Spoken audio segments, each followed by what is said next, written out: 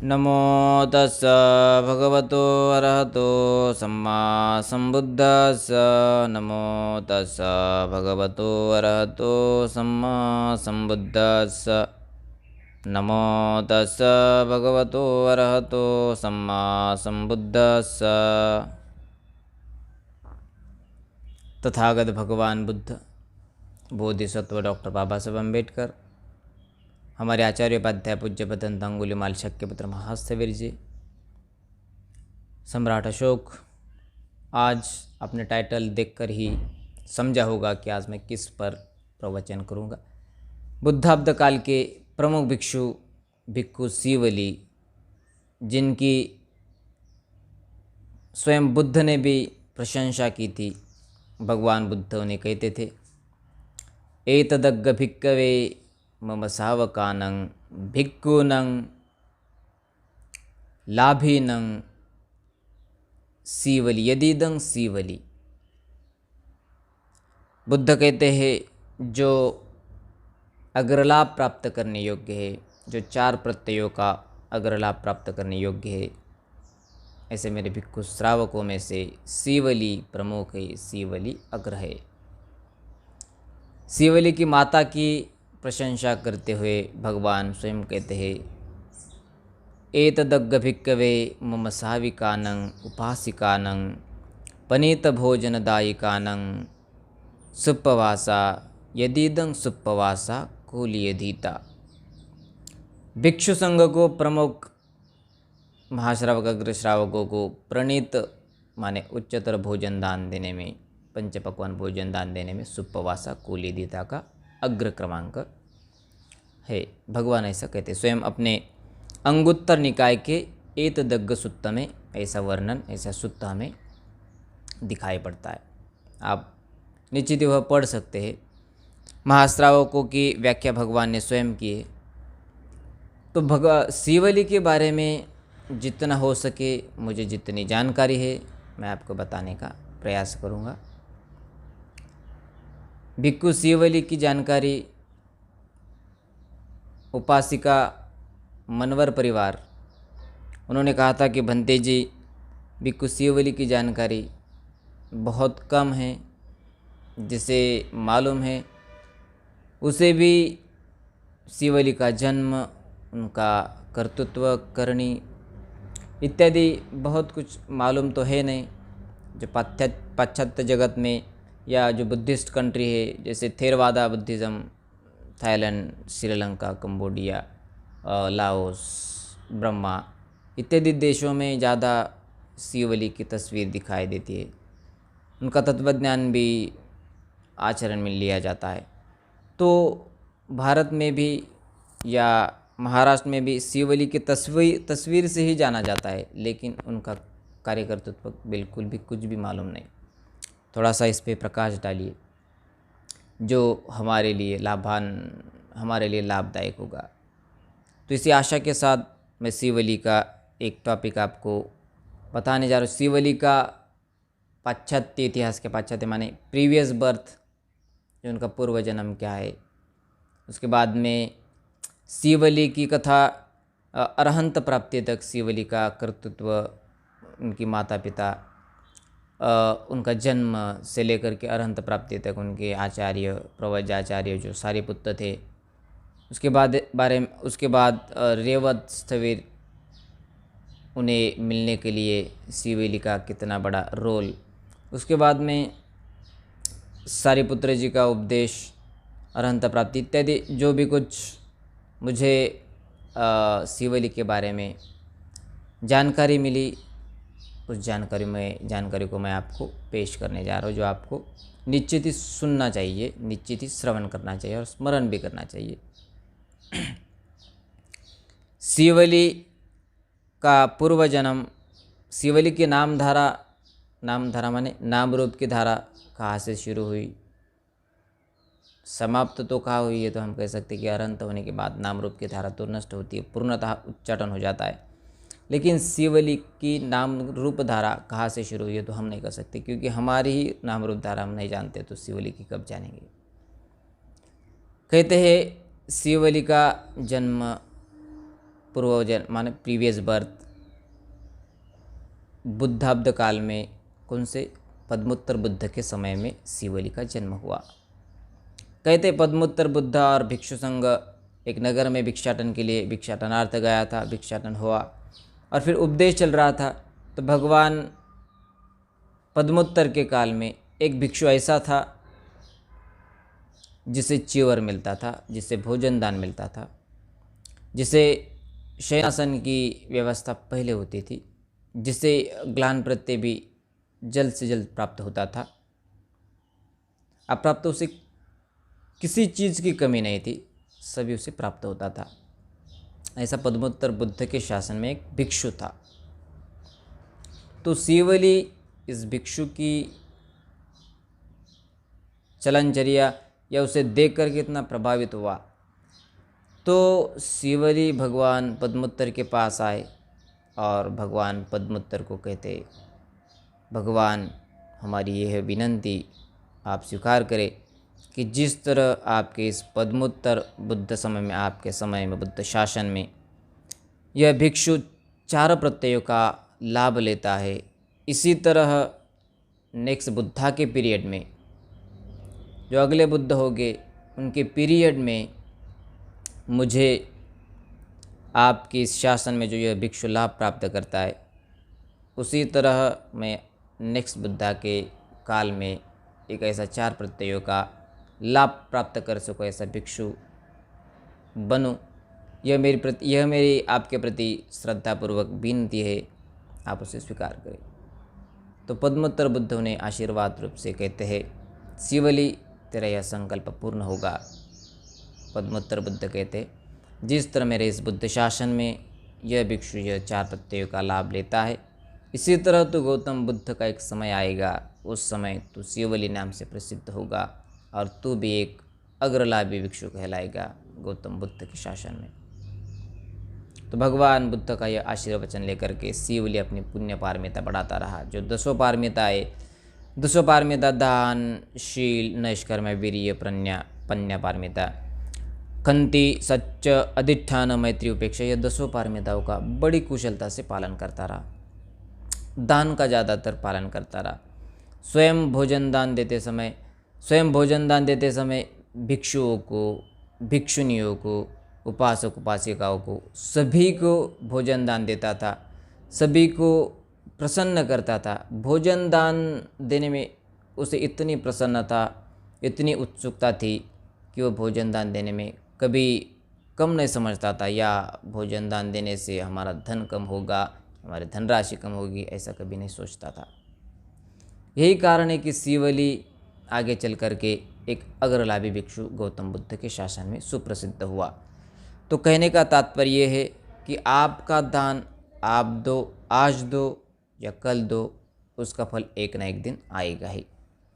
यदि आप आज धर्म का दान दे रहे, धम्म का दान दे रहे, किसी को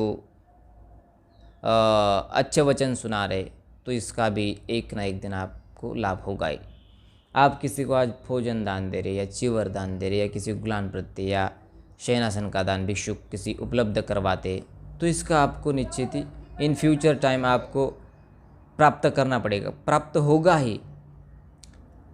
आप कुशल कर्म करेंगे तो उसका लाभ आपको मिलेगा ही। आप अकुशल कर्म करेंगे तो उसका भी आपको जीवन भर में एक ना एक समय तो ऐसा आएगा कि वो आपको फेडना पड़ेगी। या हम उसे कहते हैं कि वो कर्म, जैसे धन के मालिक तो बहुत होते, लेकिन अपने कर्म का मालिक हम ही होते। हमारे कर्म का जो विपाक होता है उसे हमें ही भुगतना पड़ता है, किसी और को नहीं भुगतना पड़ता।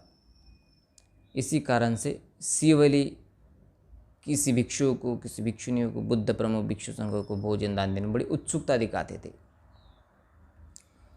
और फिर नेक्स्ट बर्थ में विपस्सी बुद्ध के समय में भी शिवली का जन्म हुआ। एक उपासक, एक मर्चेंट था, वो बड़ा धनी था, व्यापारी था, वैश्य था। तो बड़ी धनराशि होने के कारण भिक्षु संघों को भोजन दान देना ये तो सामान्य बात थी।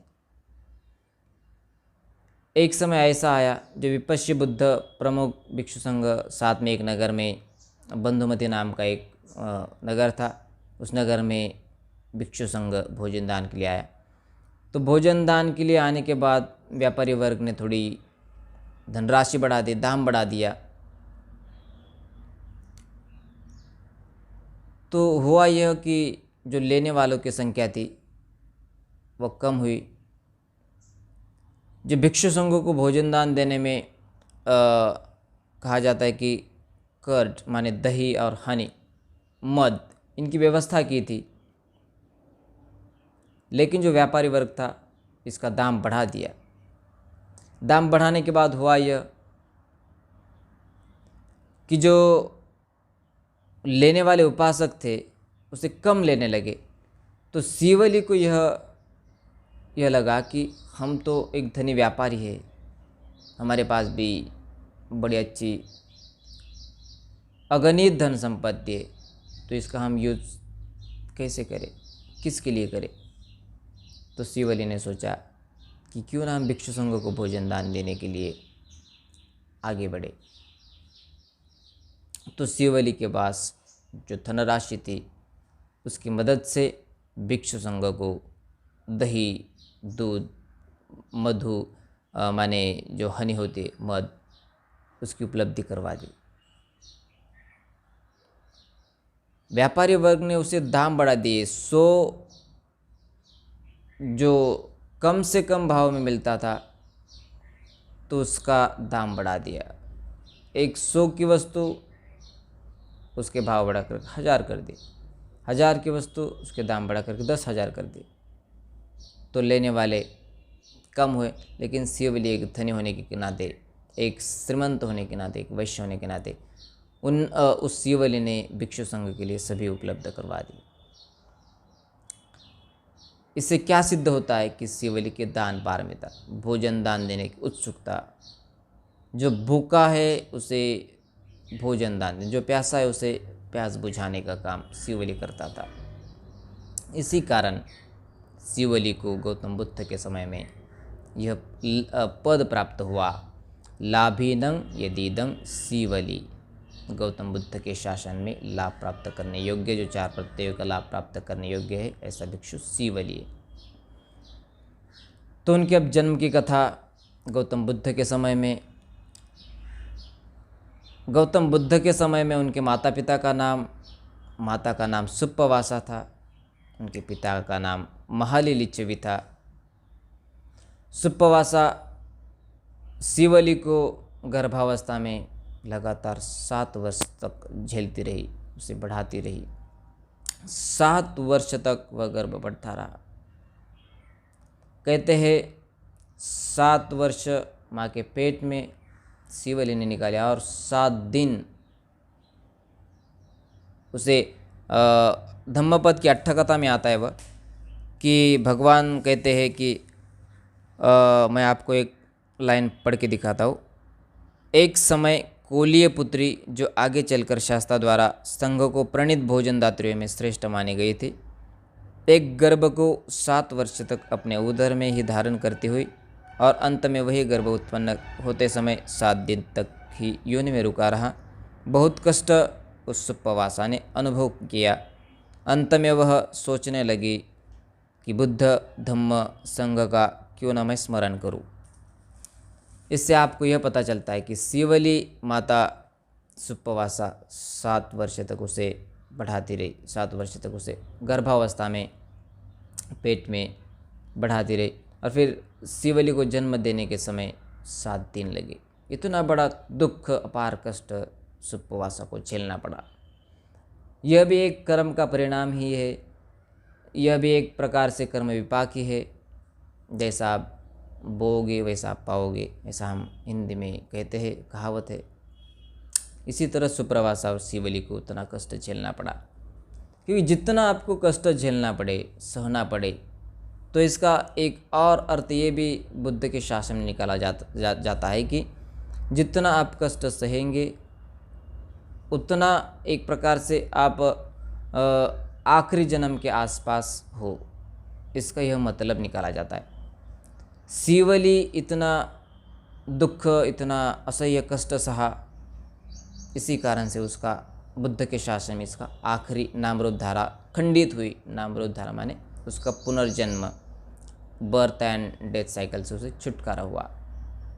आप इस जन्म यदि अनंत कष्टों का, अनंत आपको कष्ट हो रहे, तो इसका मतलब ये भी है कि आप एक तो बुद्ध के शासन में पक रहे हैं, आपकी सहनशीलता, शांति पारमिता बढ़ रही है। इससे आप एक प्रकार से राग द्वेष आप क्रिएट नहीं कर रहे, जनरेट नहीं कर रहे। तो इसका मतलब ये भी है कि आपकी नामरूप धारा 1-2-4 जन्म में खंडित होकर के आपका नाम एक प्रकार से निर्वाण, आपकी च्युति प्रतिसंधि से आपकी मुक्तता होगी, भवांतर से, जन्म जन्मांतर से आपकी छुटकारा होगी। इसका मतलब ये भी बुद्ध शासन में निकाला जाता है। शिवली का जब जन्म हुआ तब माता पिता तो खुश होना संभव है। जब शिवली का जन्म हुआ तो प्रथम तो थोड़ा बैकग्राउंड मेरा बताने का रहा, 1 मिनट उसके बारे में भी आपको थोड़ी सी जानकारी देने का प्रयास करूंगा। जब शिवली माता बड़ी दुखी थी, अनंत कष्ट से जा रही थी, तो शिवली अपने पति को भगवान बुद्ध के पास भेज दिया और कहलवाती है कि जाओ भगवान बुद्ध के पास त्रिवार वंदना करके, आप वंदन करते समय भगवान को कहिए कि भगवान बनते भगवान सुप्पवासा भी आपको वंदन करते, उसे भी आशीर्वाद दीजिए। जब सुप्पवासा, जब महाली लिच्छवी भगवान बुद्ध के पास जाता है, भगवान को सब सुप्पवासा की व्याधि दुखता बताते, तो भगवान सुप्पवासा को आशीर्वाद देते, सुप्पवासा कुलीयधीता, सुखी हो, मंगल हो, निरोगी हो, निदुख तू भी हो और तेरा पुत्र भी सुखी हो, एक प्रकार से दुख मुक्त हो, तेरी प्रसूति अच्छी हो। ऐसा भगवान एक प्रकार से उसे आशीर्वाद देते हैं। जैसा आशीर्वाद प्राप्त करता है लिच्छवी, महाली लिच्छवी, और भगवान बुद्ध को श्रद्धापूर्वक त्रिवार अभिवादन करके अपने घर चला जाता है। घर जाते जाते ही सुप्पवासा को पुत्र लाभ होता है। और जब महाली लिच्छवी घर आता है तो बड़े आनंदित दिखते हैं सभी परिजन, नातेगन। तो इसे लगता है कि महाली लिच्छवी को अच्छा हमें पुत्र लाभ हुआ होगा, इसी कारण से सभी आनंदित थे। तो सुप्पवासा भी आनंदित थी। फिर सुप्पवासा कहती है महाली लिच्छवी को, राजन हमें तो पुत्र लाभ हुआ है, अब हमें सभी के लिए, भिक्खु के लिए, भिक्खुनियों के लिए, बुद्ध प्रमुख भिक्षु संघ के लिए हमें भोजन दान देना आवश्यक है। तो भोजन दान की व्यवस्था करते, लगातार 7 दिन तक भोजन दान देते हैं। बुद्ध को, बुद्ध प्रमुख भिक्षु संघ को, सारे बुद्ध मोगलैन सभी को भोजन दान देते और ये भी पुण्य प्राप्त करते। किसी का जन्म होना और लगातार भिक्षु संघ को भोजन दान, भिक्षु संघ से परित्राण करवाना कोई एक छोटी बात नहीं होती। महापुण्य का फल महाफल में बदल जाता है, पुण्य महापुण्य में बदल जाता है। शिवली के माता पिता ने भी यही किया, भोजन दान भिक्षु संघ को संतुष्ट किया, तो अलभ्य लाभ प्राप्त ही किया। जब शिवली बढ़ता गया, बड़ा हुआ, तो फिर एक बार की बात, सारिपुत्र महाली लिच्छवी के घर आए। वैशाली के थे वो, वैशाली लिच्छवी मल्ल के, कुशीनगर में रहने वाले मल्ल थे, वैशाली में रहने वाले लिच्छवी थे। वैसे भग्ग में सुनसुमारगिरी में रहने वाले भग्ग लोग थे, पिंपलवन में मौर्य। ऐसे देवदह नगर, रामग्राम, यह नगर कोलीय इस प्रदेश में आता था। जैसे शाक्य कहा के थे, कपिल वस्तु के थे, इसी तरह वैशाली के लिच्छवी थे। सारिपुत्र जी भोजन दान के लिए पिंडपात करते करते भिक्षाटनार्थ जहाँ लिच्छवी के घर आए, तो शिवली से भी परिचय हुआ। तो छोटा था तो बातचीत ये हुई कि शिवली, तो इतना गर्भावस्था में असह्य वेदना का तूने अनुभव किया, क्या तुझे अभी भी संसार में रहना है? तुझे सांसारिक जीवन जीना है? तुझे गृहस्थी रहना है? क्या तुझे और यह पीड़ादायक पीड़ा का भोग करना है? तो शिवली कहता है, नहीं बनते, मुझे तो यह बड़ा दुख सा लगता है। तो सारिपुत्र जी कहते, चलो हमारे साथ बुद्ध शासन में आपको बुद्ध धम्म संघ में प्रतिष्ठित करेंगे। सारिपुत्र ने शिवली को बचपन में 7 साल की उम्र में दीक्षित करवाया, दीक्षा दी, क्योंकि सारिपुत्र को शिवली का प्रवज्जा आचार्य कहते हैं। तो कहते ये है कि जब सारिपुत्र शिवली का मुंडन करते थे तो मुंडन करवाते समय अवस्था होती है डिग्री, जो श्रोतापन्न अवस्था प्राप्त हुई। दूसरे बार सकदागामी की अवस्था प्राप्त हुई, तीसरी बार अनागामी की अवस्था प्राप्त हुई और चौथी बार उसे अरहंत की डुबकी लग गई। अरहंत मार्ग में वह प्रतिष्ठित हुए।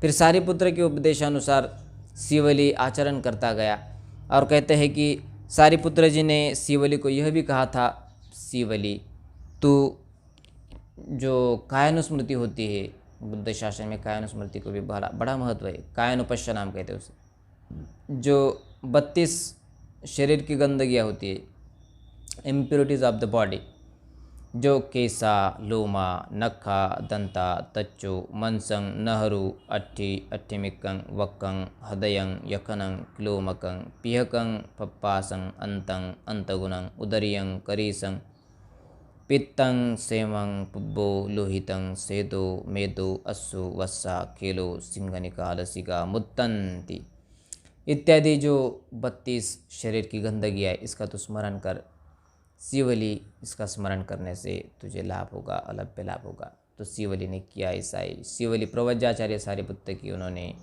आज्ञा शिरोधार्य माने और फिर शिवली अरहंत फल में प्रतिष्ठित हुए, ऐसा भी कहते हैं। जब शिवली अरहंत हुए तो भिक्षु संघ कहता था कि अरे इतना वर्ष तक, इतने सालों तक माँ के गर्भ में रहा, कितना असह्य पीड़ा सही होगी शिवली ने। और फिर वाइल डिलीवरी टाइम 7 दिन तक वह प्रसूति के समय में वह बाहर निकलने में थोड़ा देर लगा। तो भिक्षु संघ को संदेह हुआ कि इतना बड़ा दुख सहने वाला भी भिक्षु अरहंत हो सकता है। तो भिक्षु को बुद्ध ने कहा कि सारिपुत्र, शिवली अरहंतों में से एक है। शिवली ने अपने जो राग, द्वेष, मोह होते, जो मारसेना होते, उसका हनन किया है। तो बुद्ध का गाथा मैं आपको पढ़ाता हूँ। बुद्ध कहते हैं, योमं पलीपथ दुग्ग संसार मोह मच्छगा तिन्नो पारंगतो छाई अनेजो अकतंकति अनुपादाय निबुत्तो तमांग ब्रूमि ब्राह्मणं। इसका अर्थ यह है कि जो भिक्षु इस राग, प्रतिपद एवं क्लेश दुर्ग तथा संसार के आवागमन के मोह को 4 आर्य सत्यों का साक्षात्कार से छोड़ चुका है, चारों ओघों को पार कर चुका है, द्विविध ध्यानों में रत है, तृष्णा के अभाव से निश्चल हो चुका है, कहने सुनने को कुछ न रहा है, इसी के कारण अकथंकथि शांत हो चुका है, उपादान रहित है, उपादान के अभाव से कुछ भी न ग्रहण कर अनुपादित व क्लेशों के निर्वाण उपशमन में निवृत्त साधक को ही मैं सच्चा ब्राह्मण कहता हूँ। और फिर देशना के अंत में बहुत से साधक अवस्था को प्राप्त हुए, फिर श्रोतापन अवस्था, चुल्ल श्रोतापन अवस्था, ऐसे अवस्था को प्राप्त हुए। ऐसे धम्मपद अट्ठकथा कहती है। धम्मपद में ब्राह्मण वर्ग में 31वां गाथा है, शिवली को स्वयं भगवान ने कहा। तो भगवान इस गाथा में कहते हैं कि शिवली ने अपनी जो संसार बढ़ाने की जो कारण होते हैं, उस कारण का हनन किया। जो पुनर्भव को ले जाने वाले जो तृष्णा होते हैं, उसका हनन किया। चार आर्य सत्यों का मनन किया, स्मरण किया, श्रवण किया और तो शिवली च्युति प्रतिसंधि से मुक्त हुआ, अनंत हुआ। इससे तात्पर्य ये है कि हम भी कुछ शिवली से, जो भगवान बुद्ध ने शिवली को गाथा कही, इससे हम भी कुछ आदर्श ले। हमारे जीवन में भी इतने दुखड़े हैं कि जिसे हम छोड़ सकते हैं, जिसे हम छोड़ करके एक प्रकार से हम जीवन भर शांति का, सुख, सौमनस्य का अनुभव ले सकते हैं। भगवान की वाणी कभी व्यर्थ नहीं होती, भगवान की वाणी कभी भी सार्थ होती है, भगवान की वाणी कभी निरर्थक नहीं होती, भगवान की वाणी अपने लिए सार्थ होती है। जिसका जो पालन करेगा वह वाणी से वह लाभ प्राप्त करेगा ही। एक बार की घटना है कि शिवली जब बड़े थे, 7 साल की उम्र के थे, तो श्रावस्ती से होते हुए एक डेजर्ट में से गुजरना था। बड़े भारी भिक्षु संख्या के साथ भगवान को शिवली याचना करते हैं, भगवान मेरे साथ, मैं श्रावस्ती से होकर के एक जो शुष्क प्रदेश उसी में से गुजरते हमें प्रवास करना है, तो मेरे साथ आप 500 भिक्षु संख्या दीजिए, जिसे मैं मेरा यह बल मैं एक प्रकार से योग्य है या अयोग्य है यह मैं जांच सकूं, क्या सच क्या झूठ में यह मैं पहचान सकूं। तो शिवली भगवान से आज्ञा लेकर के 500 भिक्षुओं के साथ श्रावस्ती से होता हुआ अनेक भिक्षु संख्या के साथ श्रावस्ती से भोजन भी प्राप्त करता है, जहाँ शुष्क प्रदेश होता है, जहाँ पर न ज़्यादा लोक संख्या रहती है, न कोई होता है, न कोई उपासक होता है, न उपासिका होता है। वहाँ पे भगवान शिवली भोजन प्राप्त करता है, वहाँ पे चिवरदान प्राप्त करता है, वहाँ पे भगवान की आज्ञा पा करके जाता है, तो भिक्षु संख्या उन्हें भी चिवरदान, उन्हें भी भोजन दान की व्यवस्था करता है। यह शिवली का बल है, यह शिवली का अद्भुत बल है। शिवली जहाँ जाते वहाँ भोजन प्राप्त करते, शिवली जहाँ जाते वहाँ पे इसी कारण से शिवली को महत्व है कि शिवली जहाँ भी जाते वहाँ उन्हें भोजन दान मिला नहीं, ऐसी बात नहीं। एक घटना ऐसी भी है कि जब भगवान स्वयं भिक्षाटनार्थ गए थे, तो एक बार उन्हें खाली हाथ भी आना पड़ा, खाली भिक्षा पात्र उनका रहा। एक बार सारिपुत्र भी भिक्षाटन के लिए गए, तो उनका भी एक बार भिक्षा पात्र खाली रहा। इस त्रिपिटक में एक कथा में, धम्मपदट्ट कथा में हमें पढ़ने को मिलता है।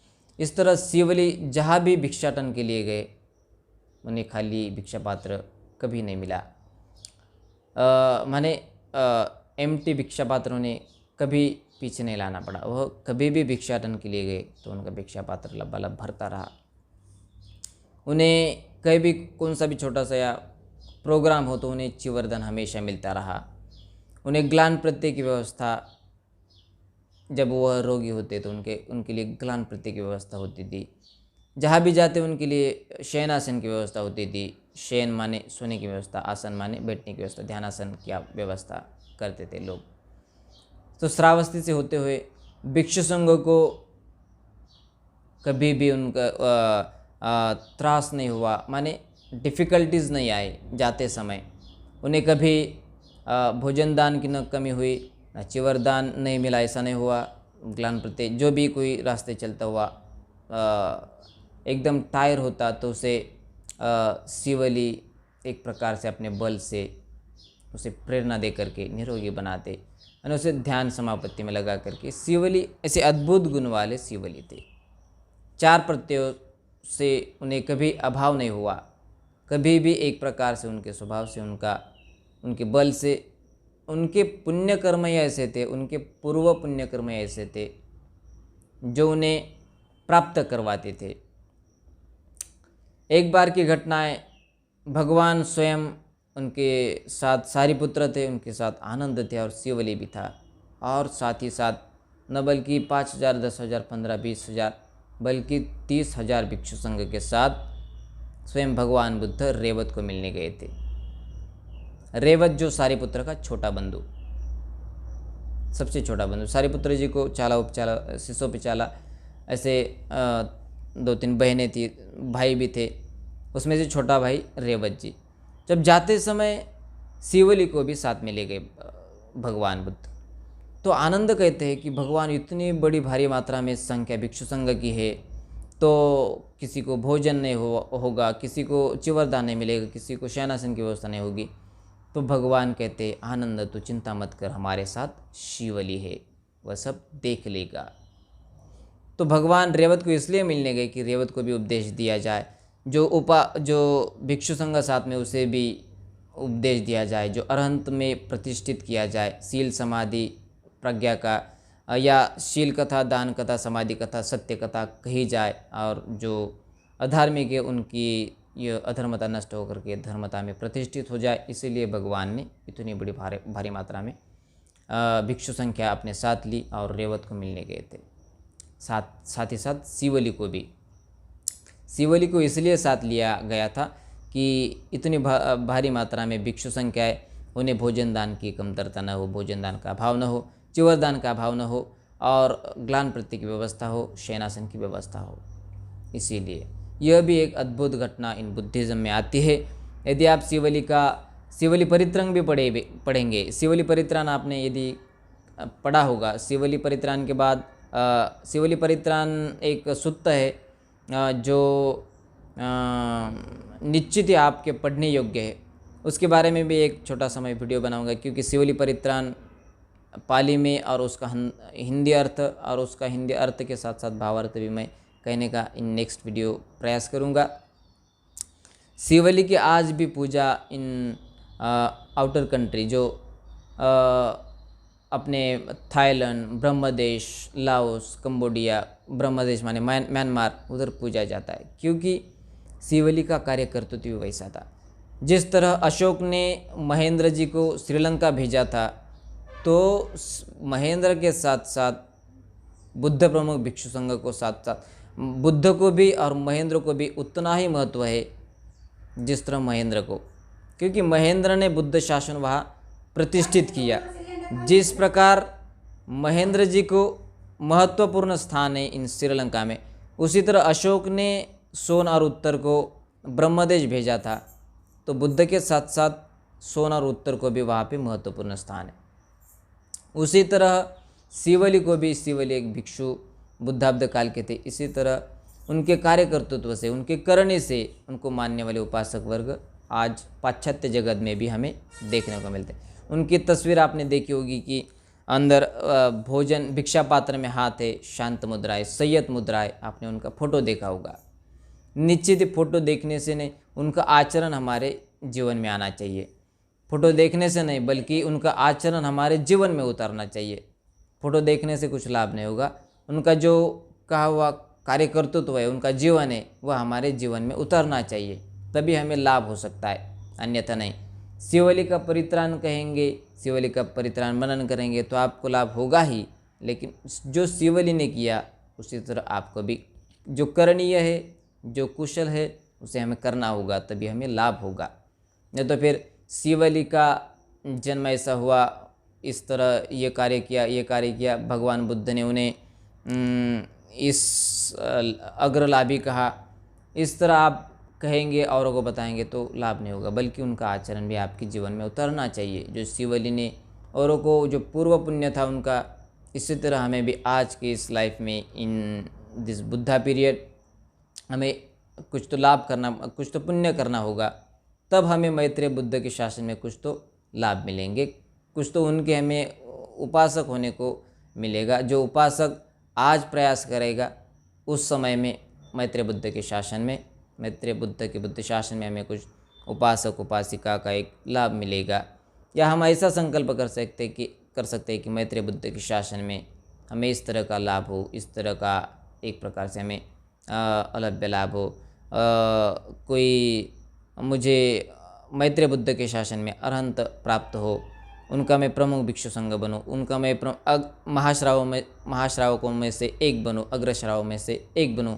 ऐसे यदि हम आज संकल्प करें और उस तरह का पुण्य करें, तो निश्चित ही आपको वह पद प्राप्त होगा। आपकी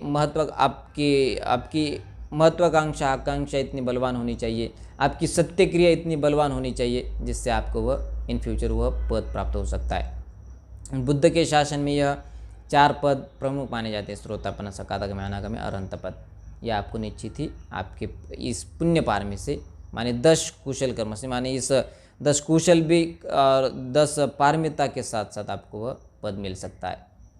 बुद्ध शासन में पद मिलना बड़ा अशक्य प्राय होता है, असंभव होता है, और आपके पुण्य से असंभव भी संभव होता है। जिस तरह शिवी राजा ने दान दिया था, अपने चक्षु निकाल कर एक दान दिया था, तो उसको सत्य क्रिया से उसकी आँख फिर चले आए।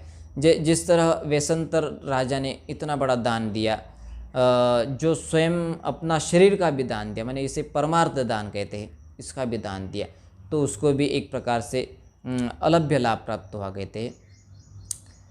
भगवान सभी के प्रति कल्याण की भावना करते थे, मांगल्य की भावना करते थे। देवदत्त को भी भगवान ने कहा कि यह कल्प भर तो नरक में रहेगा, अविच नरक में जिएगा, और फिर बाद में ये भी कहते हैं भगवान कि यह 38 नाम का बुद्ध बनेगा, प्रत्येक बुद्ध बनेगा इन फ्यूचर टाइम। तो भगवान स्वयं किसी की अकल्याण की, अमंगल की भावना कभी नहीं करते थे, सभी के प्रति कल्याण की भावना, मैत्री भावना करते थे। इसी तरह हम भी भगवान के प्रति एक श्रद्धा पूर्व चित्त से, एक समर्पक चित्त से, समर्पण भावना से हम कुछ याचना करेंगे, हमारा सदोदित यही प्रयास रहेगा, तो निश्चित ही हमें इन फ्यूचर टाइम लाभ मिलेगा ही, अलभ्य लाभ मिलेगा, छोटा नहीं बल्कि अमाप, अगिनत ऐसा आपको लाभ मिलेगा। इसी आशा के साथ मैं शिवली की कथा आपको थोड़ी सी सुनाई। शिवली का यह वर्णन अपने को हमें मध्यम निकाय नहीं, धम्मपद की अट्ठकथा में मिलेगा, थेर गाथा में भी मिलेगा, और थेर गाथा की जो अट्ठकथा है उसी में भी उसका वर्णन है। थेर अपदान इसी सुत्त में भी हमें उसका वर्णन मिलता है। फिर जातक की अट्ठकथा, उसमें भी शिवली का थोड़ा सा यथोचित वर्णन है। ऐसे बहुत सारे जगह शिवली का वर्णन है, उसे आप पढ़ना चाहिए। धम्मपद की अट्ठकथा भी, थेर अपदान, थेर गाथा इत्यादि जो भी संदर्भ ग्रंथ, रेफरेंस अबाउट शिवली, तो निश्चित आपने पढ़ना चाहिए, उसका अनुकरण करना चाहिए। तभी हम एक प्रकार से बुद्ध के उपासक, बुद्ध के एक उपासिका कहे जा सकते। बुद्ध प्रमुख भिक्षु संघ को हमें एक प्रकार से आदर्श मानना चाहिए।